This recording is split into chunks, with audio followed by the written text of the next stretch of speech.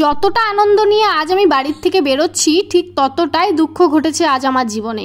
আজকের ভিডিওটা পুরোপুরি দেখলে বুঝতে পারবে আমার মুখে যতটা হাসি দেখছো আজকের দিনের শেষে অতটা হাসি আমার মুখে ছিল না। শুধুমাত্র আমার এই মেয়ের জন্য আজ আমার এই অবস্থা হয়েছে। তোমরা পুরোপুরি ভিডিওটা দেখলে বুঝতে পারবে ও আমার সাথে কি করেছে আজকে।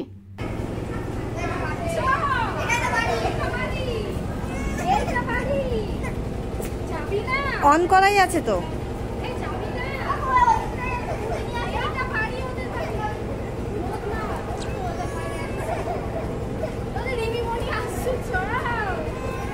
চলে মা, ভেতরে কত বেলুনস আছে, কত কি আছে, ভেতরে অনেক বেলুন আছে, দেখো না।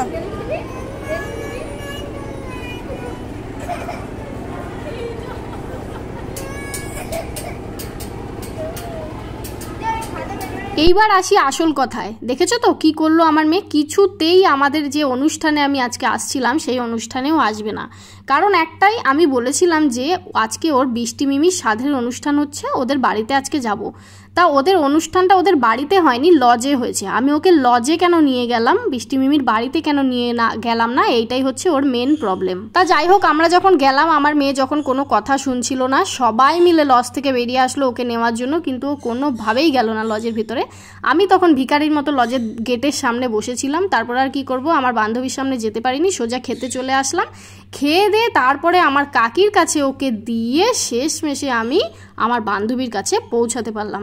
সবাই দেখো গিয়ে যেখানে অনুষ্ঠানটা হয় সেখানে পৌঁছায়, আর আমি খেয়ে দিয়ে গিয়ে অনুষ্ঠানের কাছে পৌঁছালাম। তাহলে বুঝতে পারছো তো আমার অবস্থাটা।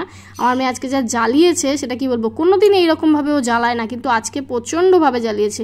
শুধুমাত্র আমার কাকি আর বোন এসেছিল বলেই আমি মানে এই অনুষ্ঠানের খাবারটা অন্তত খেতে পেরেছিলাম। একটা বাচ্চাকে বড় করার জন্য যে তার পরিবারের কতটা হেল্পের প্রয়োজন হয় সেটা আমি হাড়ে হাড়ে টের পাচ্ছি।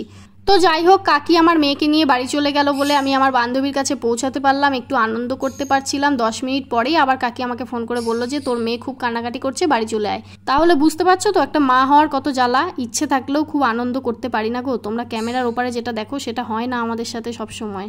এদিকে এখন দেখো সবাই গসিপ করছে আমার বান্ধবীর ছেলে হবে না মেয়ে হবে। তোমরা বলো দেখি আমার বান্ধবীর ছেলে হবে না মেয়ে হবে, তোমরা কেমন পারো দেখি।